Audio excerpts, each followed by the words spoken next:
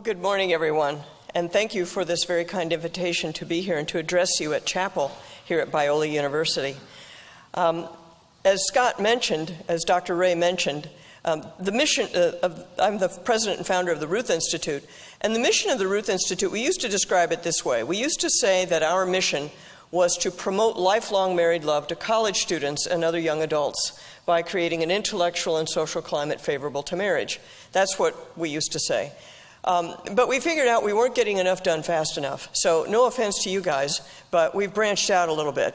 But in the meantime, I want you to just be aware that we have a goldenrod yellow sheet that will allow you, if you wish, to sign up to be part of the Ruth Institute's newsletter, electronic newsletter. Everything's electronic. And so if you'd like to do that, we're going to be circulating those sheets around whenever the people think is appropriate to do that, okay? So as I mentioned, we felt that we weren't really getting enough done fast enough because of some of the kind of setbacks that marriage has had in the political and legal spheres. I'm thinking of problems at the ballot box where marriage, for the first time in 2012, marriage was on the ballot in different places and natural marriage was overturned by the voters, and that had never happened prior to 2012. Up until then, we'd had a consistent string of wins in that area. But most of all, really, are the disastrous Supreme Court rulings in past June, the Windsor case and the Prop 8 case. What the court did not say we're going to impose same-sex marriage on the entire country in one fell swoop. That would have been sort of like a Roe v. Wade strategy of saying we're going to change everybody's laws instantly overnight. They did not do that. But what they did was to do a rolling Roe v. Wade. In other words, they put into motion a set of legal arguments which will, within a few years, result in come to the same result. Having all of that happen, we had to assess our use of time and say, are we really doing the best that we can do in terms of defending and explaining and promoting the institution of marriage and all of marriage, not simply dealing with the gay marriage issue, which is what everybody usually wants to talk about.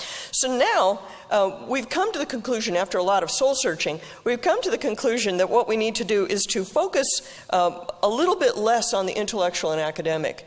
Because honestly, if these battles were about reason and evidence, we would have won a long time ago, okay? So it's not about reason and evidence, and that's kind of a bitter blow for me to accept because I really like arguments.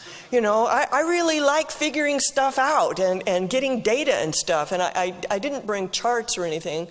Even though I have PowerPoint, I could have brought charts. But, you know, a good graph or table of numbers, I mean, that makes my heart beat fast, you know.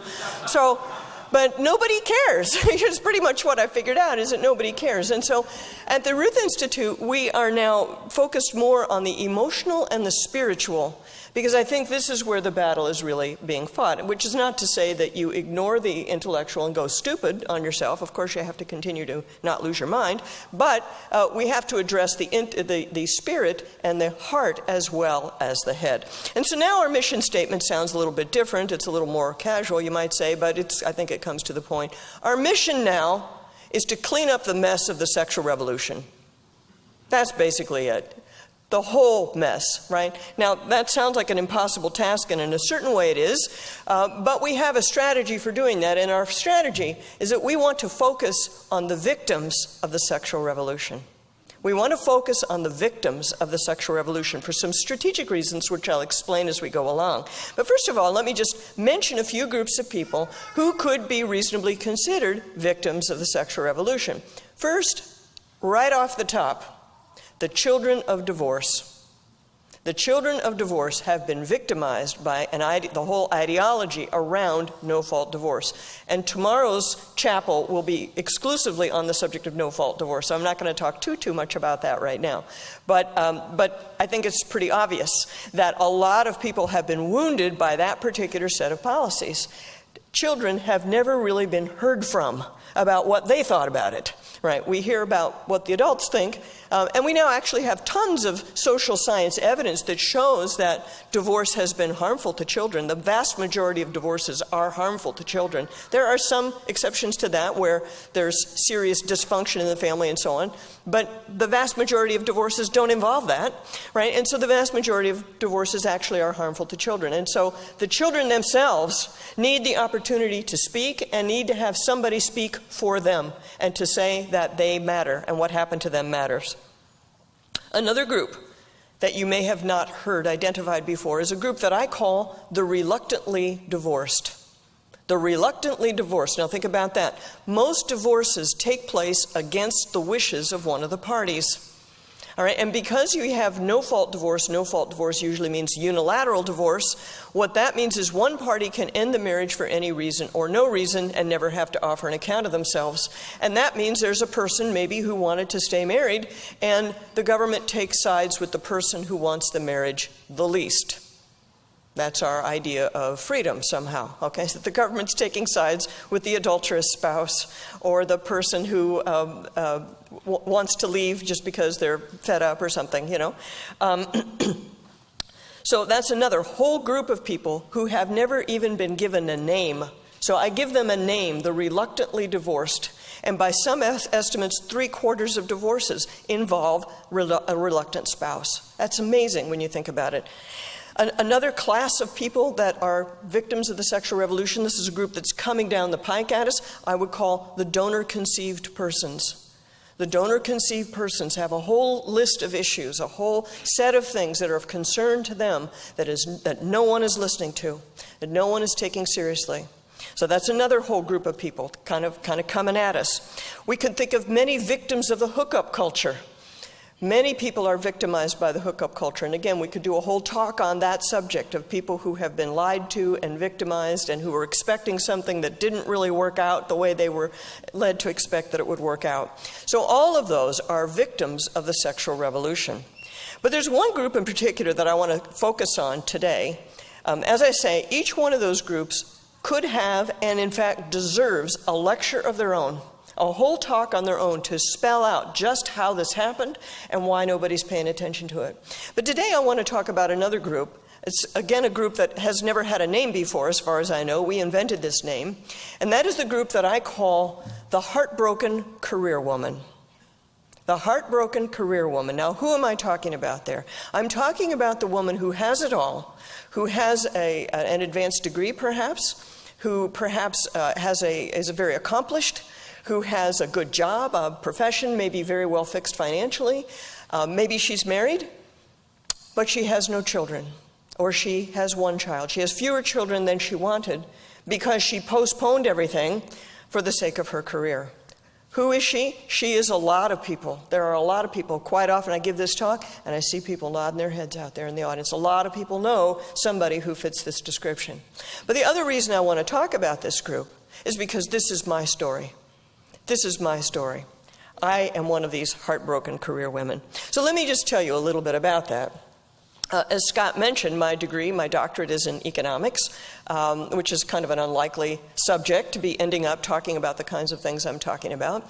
What he didn't mention is that, because he didn't know, I'm kind of holding out on him, you're going to hear this whole story, which may be more than you wanted to hear, but I started off my life as a cradle Catholic. I was brought up in a pre-Vatican II Catholic household. I went to Catholic school, which means that in 4th grade, I memorized the entire Baltimore Catechism. For those of you who don't know what the Baltimore Catechism is, for philosophy majors will be interested to know that the Baltimore Catechism is basically the Summa Theologica of St. Thomas Aquinas for children, which is kind of an audacious thing to do, okay? So there are a lot of people walking around with Thomism in the furniture of their minds, in this kind of rudimentary way. But, it actually works.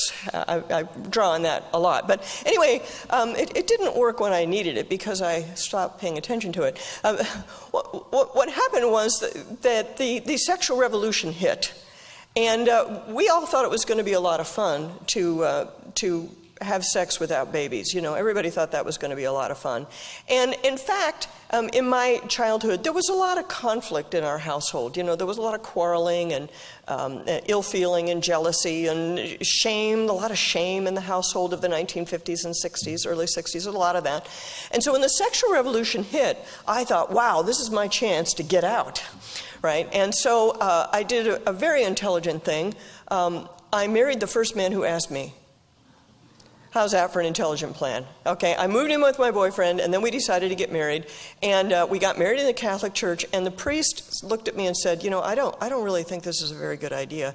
And so after the marriage, I basically stormed out of the church and said, I'll never enter another Catholic church again as long as I live, because I was so mad at that priest. Of course, the priest was right. Okay, even my 14-year-old sister could figure out that this was not going to work, but, okay, so there I was. I knew it all. See, this is the thing. We knew it all. This is a kind of Gnosticism that is the undercurrent of our whole culture, by the way, right? A little Gnosticism floating around here. We all have the secret knowledge. We all know better than God, Anyway, So anyway, I got married. I started pursuing a doctorate in economics, which I thought was going to be great. And it was, in many respects, it was great. But by 24, I was divorced. I met my next husband at the University of Chicago at the Students for Libertarian Society New Students Night. Okay, so that was where I was headed intellectually, was down the kind of libertarian path. And eventually we married in 1984. And and when we married, I'm sorry, Scott, I don't want to completely spoil your credibility here, but the guy we picked out to marry us was a libertarian friend of ours who had formed a tax-dodging church, and he did our wedding ceremony dressed in his Cambridge gown, so he looked sort of ministerial and so on. And we wrote our own vows, and we quoted John Stuart Mill and the whole thing, So I have to laugh at this, otherwise it would just be too embarrassing, right? So anyway, so I had it all worked out what I was going to do, you see. I was married, which in those days you had to be married before you had kids, okay? So I had it all worked out. I was going to get tenure at George Mason University. Once I got tenure, I was going to have a baby at the beginning of the summer. I was going to put the baby in daycare in September, and I was going to go right back to work in September. See, that was the plan. You guys are supposed to laugh. That's a joke. That was a laugh line, okay? I had this all worked out, right? That I had it all scheduled, see? And but imagine my surprise when the baby did not arrive during the month that I had set aside for it. Surprise. Okay. Well, it turns out, of course, that God had his own plan, which was, like not now, right? And of course, I still hadn't ever been back to a Catholic church in all that time, but this experience, the experience of infertility, this was the experience that brought me to my knees. Because this was the first time in my adult life that I couldn't get what I wanted by following the rules and being the smartest person in the room. And so I thought I was entitled to get everything I wanted if I did those things. And this was the first time that it wasn't true. And so I found myself back in church. I found myself back in the sacraments. I found myself getting an annulment of my first marriage. And I found myself getting remarried with my dear husband, who's still not a Catholic, but who very graciously wanted to remarry. When I wanted to do this, we remarried. And so I've been married twice, actually. So don't ask me when my anniversary is. That's a long story. So that was what God did to me through infertility, which is obviously a path one would never choose for oneself. It's a path of grace because you don't choose that, right? And so we resolved our infertility. After about 4.5 years, we decided that we would adopt a child from Romania. This was in 1991. Eastern Europe was just opening up. Perhaps you remember, what that was like a little bit, It was all very exciting that these kids were available now because the Berlin Wall had gone down. And so we put in our paperwork to adopt a child from Romania. And in January of 1991, so you can tell very early after all that happened, January 1991, we got a phone call saying, we have a little boy for you. He'll be 2.5 years old when you get him. What do you say? We know his name. We know his birth date. He's described as being in good health. What do you say? We said, sure, why not? When you've been infertile for 4.5 years, you don't really believe a baby's actually going to show up. So it was cheap to say, oh, sure, send us a little boy. That's great. So 10 days later, I went to the doctor with a head cold, and I found out that I was pregnant. So we had 2 children in 6 months' time, which is a record even for a Catholic.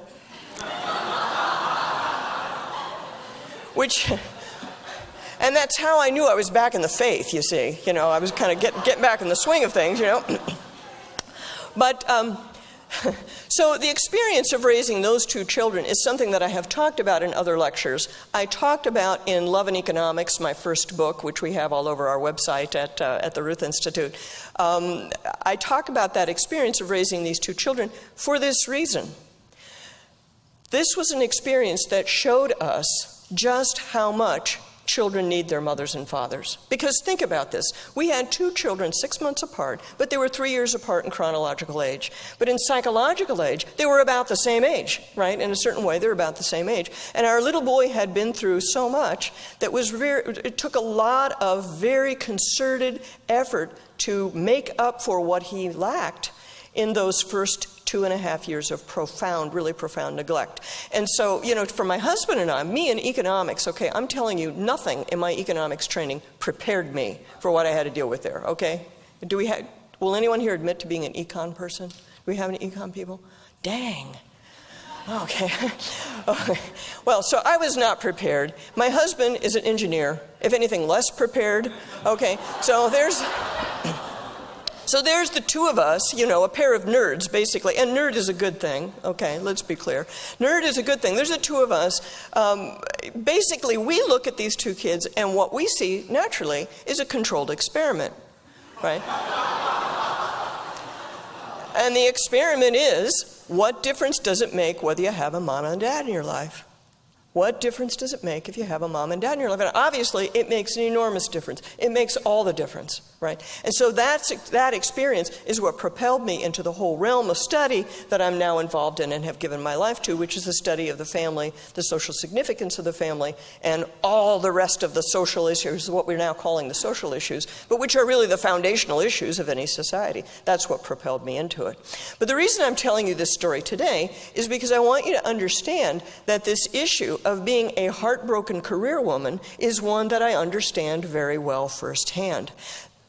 I take full responsibility for the decisions that I made and for the things that I did. As you can see, I'm quite, you know, I'm repentant enough that I can speak it truthfully in front of you without collapsing in a heap, you know, which normally that's not normal, right? I mean, you have to really know you're forgiven to be able to speak the truth about your own sins. I mean, isn't that the truth, you know?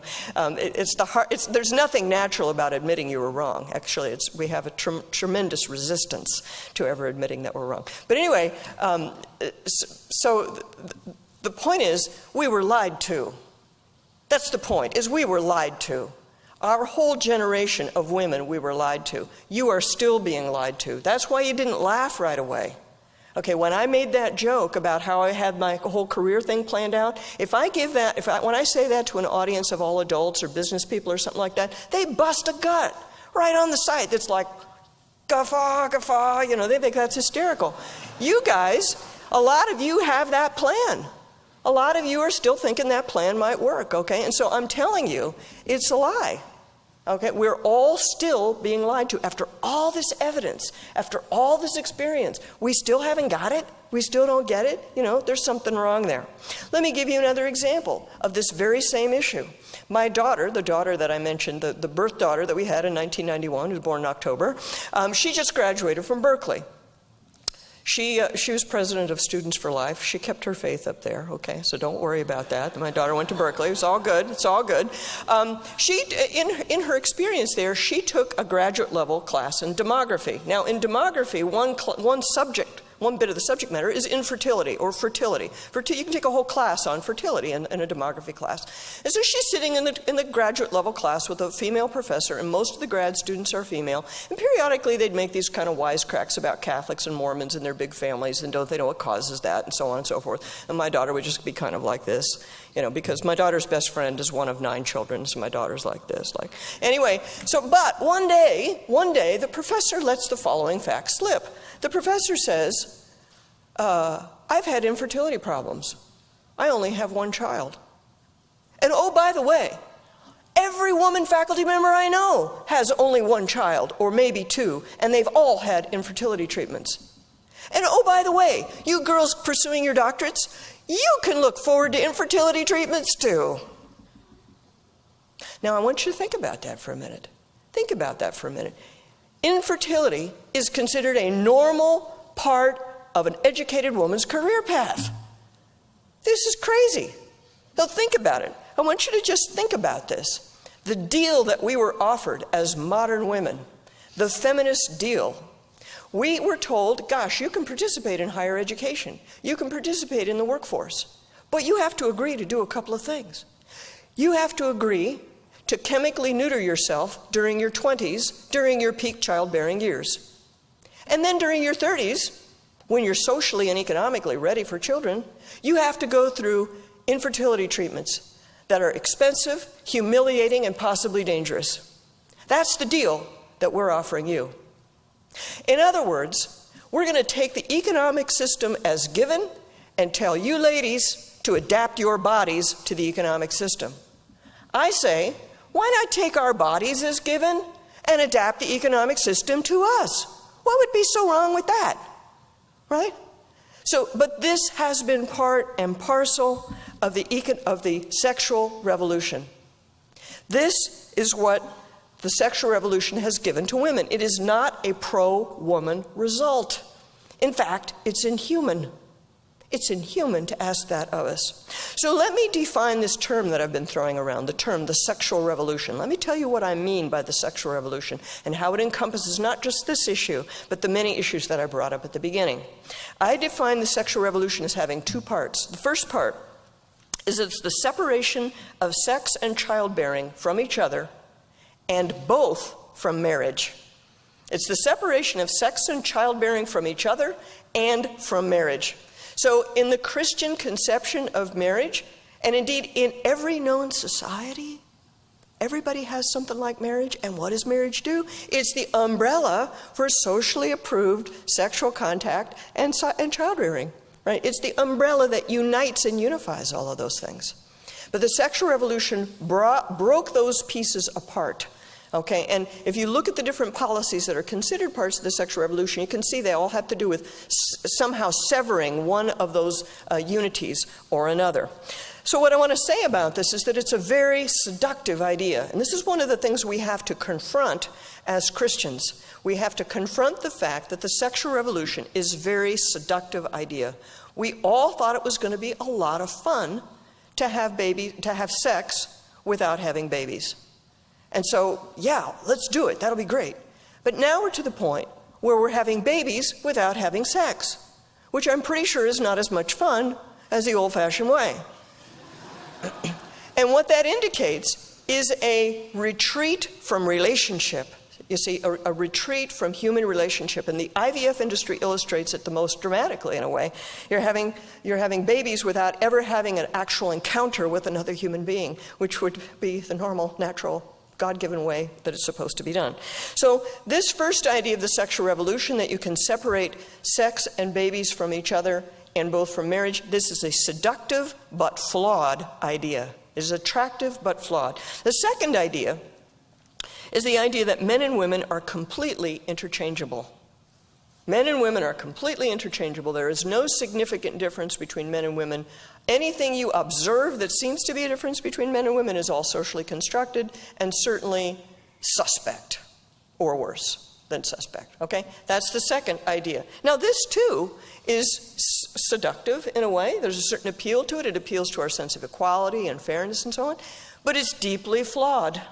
Deeply flawed because, in fact, men and women are different. And it's a shocking thing to go onto a campus and say that, to go to a secular campus and say that. You know, it's probably how I got on some of those lists that Dr. Ray was mentioning. And this idea, too, that men and women are interchangeable, this is part of the idea that leads to the heartbroken career woman. Because this is the idea that says for a woman to be successful, she must get on the same career path that the man's on. Forgetting that the career path was designed for people who don't have babies, namely men. That would be men who don't have babies. Just to brush up on our basic biology here. We're putting ourselves on a career path designed for people who don't have babies, right? And so what is the result? We're miserable.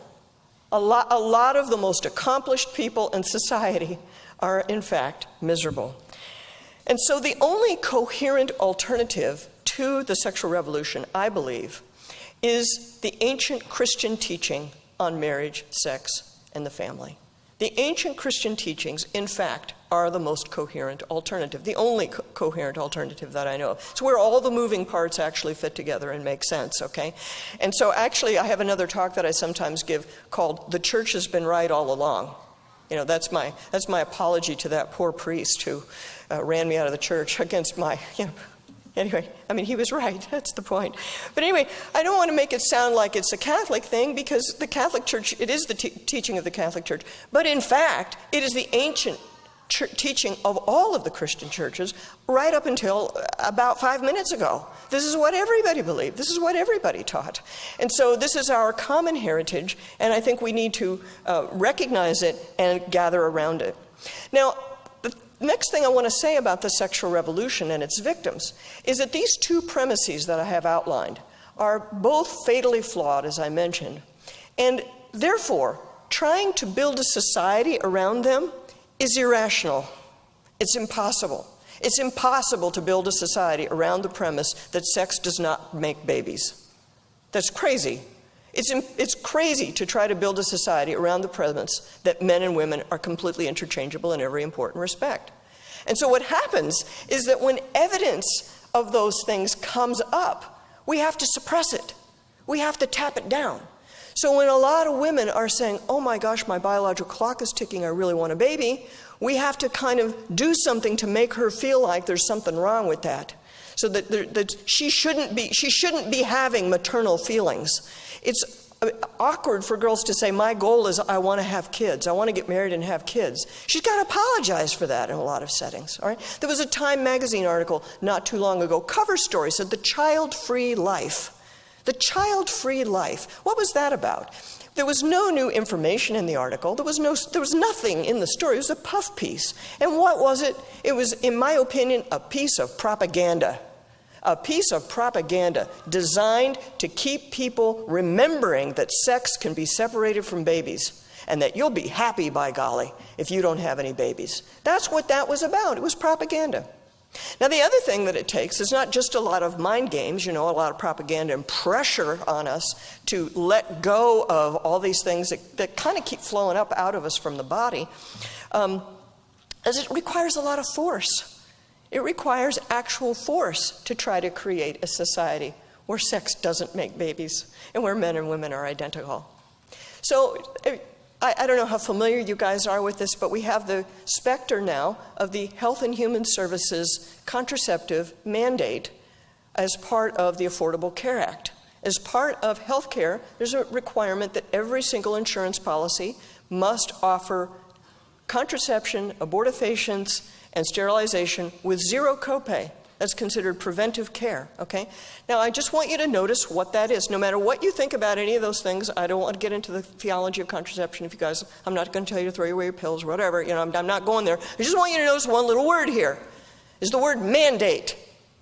We do not have the HHS contraceptive suggestion. We do not have the HHS contraceptive option. We have the HHS contraceptive mandate, meaning dissent from the sexual revolutionary ideology must be crushed.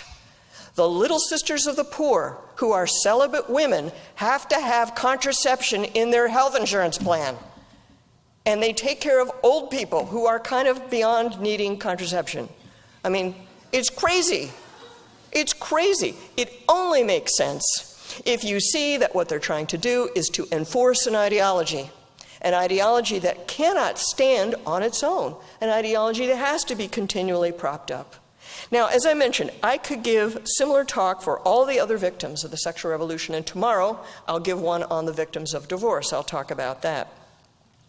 But I chose this heartbroken career woman not only because it's my story, but because I fear it could be your stories, and I want to kind of warn you off of it a little bit, at least give you something to think about before you go headlong.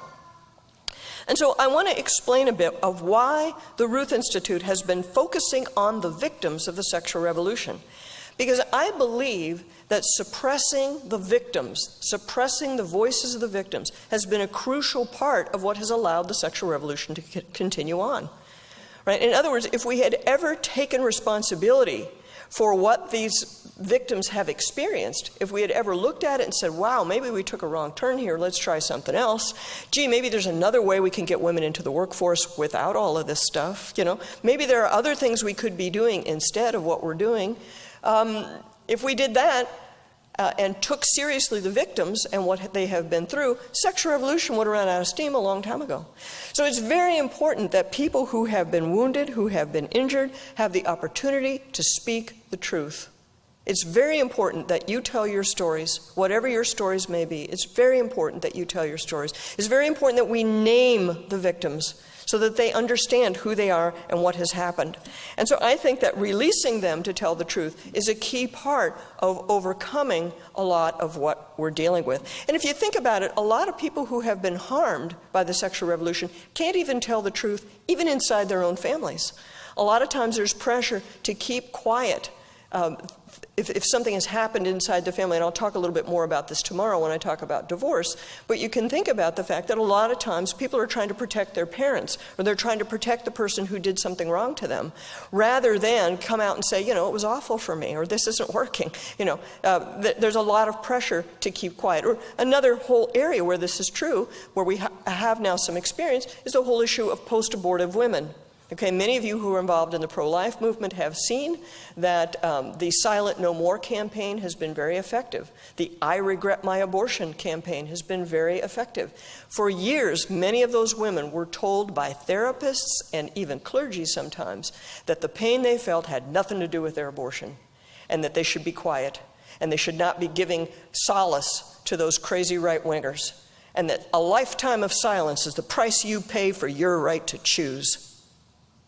That's what they've been told. And so it's time for the victims to speak.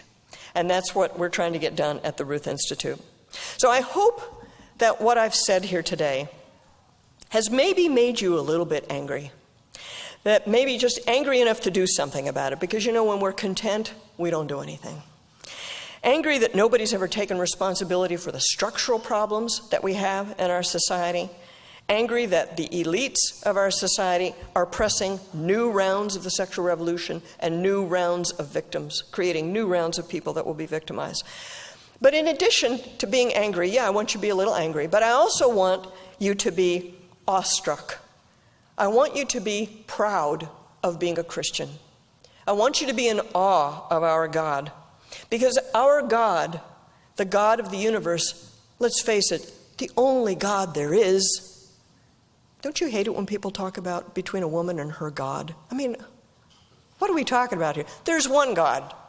The God of the universe brought the whole universe into being as an act of love. God created the world out of nothing as an act of love. And every single person in this room, every single person who has ever existed, has existed because God willed them and loved them into existence. Every one of us is loved into existence. And it's God's plan for us that we as humans participate in his life-giving love, so that the sexual act is meant to be life-giving love. That's meant to be the source of the human person. One time I had a debate on a campus, and I said, sex makes babies. And the lady said, no, it doesn't. What? Oh, says I, what do you mean? Unprotected sex makes babies. Oh, I see. Babies are created by contraceptive failure. Wait a minute. So our position is that nobody here came about as a result of a condom slip. Everybody here came about as a result of love. God's love for you, no matter how crazy your parents might have been. Right? Because a lot of our parents did crazy stuff to bring us into being. Okay, we'll go with that. This is not new. That's not a new thing. But every single person exists because God loved them into existence, because God wants them to be here. And God's plan for us, God's hope for us, God's wish for us is that every act of sex be a life-giving act between two people who love one another. That's what it's about. That's so every single person can come into being as a result of the love of his natural parents, as well as the result of the love of a God. And it's actually kind of interesting and kind of cool that not every act of sex makes a baby. Have you ever think about that? There's a big random component, right? I mean, we all know that. It doesn't happen every single time. That's actually kind of cool. Because it means that we're not robots. We're not mechanical. We're not in charge of the whole thing. God gets a vote. And even when we think we're in charge of the whole thing, even when we're in the IVF clinic, not every baby brought into being through IVF actually makes it, right? I mean, sometimes by human action, which is gross, but sometimes they just don't all make it, right? So even when we think, have you ever heard of anybody who did IVF successfully on the first try? I'm sure it's happened sometimes, but usually that's not how it works. There's a lot of trial and error there. So even there where we think we're in the driver's seat the most, God gets a vote. And so every single one of us has been loved into existence by God. And God wants us to create a social system that will honor that by having our love be the source as well of every single person coming into being. And so I hope that you will be awestricken by this reality of God's creation and God's design for this. I hope that you will be proud to be a Christian. I hope that you won't go around hanging your head, slinking around, acting like we're cavemen or something, and there's something wrong with us. The fact is, the sexual revolution is leading us into barbarism. That's the fact. And so I hope that we'll all be in awe of what God has made and take seriously our charge and our responsibility to guard that deposit of faith. And so I'd like to ask you to do two things, if I may. One is to sign that yellow piece of paper that's been going around if you'd like to get more information and be part of our new social movement that we're trying to create of remembering the victims, of supporting the victims of the sexual revolution. And then finally, online, you can go to the ruthinstitute.org. We have a petition up there that's called Remember the Victims of the Sexual Revolution. Remember the victims of the sexual revolution. So if you go to ruthinstitute.org, in the upper right-hand corner, there's a place where it says sign the petition. You can go there and sign the petition. If you read the petition closely, and I hope you will, you'll see it's a petition to a Roman Catholic archbishop. That's okay. Anyone can sign it. We need everyone to sign it because the bishops are about to do something and they need to know that everybody cares what gets done, right? That they need to know that everybody's worried about the victims of the sexual revolution. So it's actually very powerful if non-Catholics sign the thing. So I'd urge you to go do that. We hope you enjoyed this message. Biola University offers a variety of biblically centered degree programs ranging from business to ministry to the arts and sciences. Learn more at biola.edu.